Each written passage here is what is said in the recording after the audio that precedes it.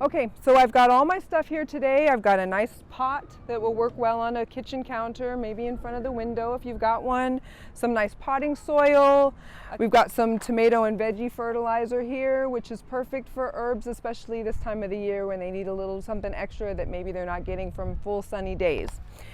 Today we're going to be working with rosemary, which is right here, and sage, and some thyme, which are super easy herbs that it's nice to have easy access to when you're cooking, especially for the holidays. They also do really well this time of year. During the winter, they're a little more hardy and a little more, can make it a little bit better through the cold.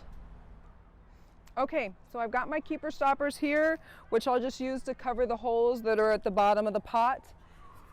And those are just a little easier so that water doesn't run directly out with all the soil, and it also blocks from any bugs getting in, which is nice.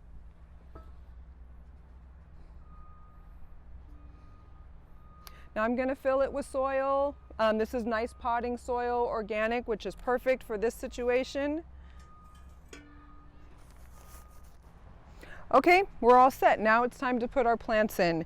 You want to pay special attention to just your spacing because it's not too big of a pot.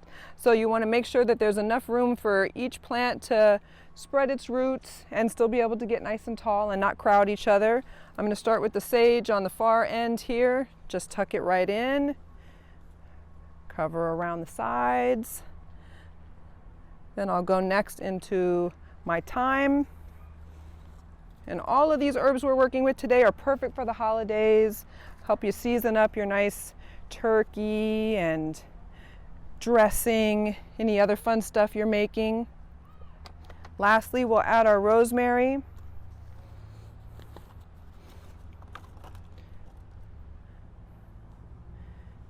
The other nice thing about this herb pot is that it'll smell great as it's growing in your kitchen, on your counter, or even on your porch. Because these are nice and winter hardy. They're tough enough to be able to take some cool weather, but you could also leave them inside and just have them right there by your kitchen. This is a simple, easy pot and really easy to water. If you, once a week, make sure that it gets nice and saturated. Check it before you water it the next time. If it's still wet, leave it alone. If it's dried out, go ahead and add some more, and it'll grow nice and healthy either there in your kitchen or outside on a patio.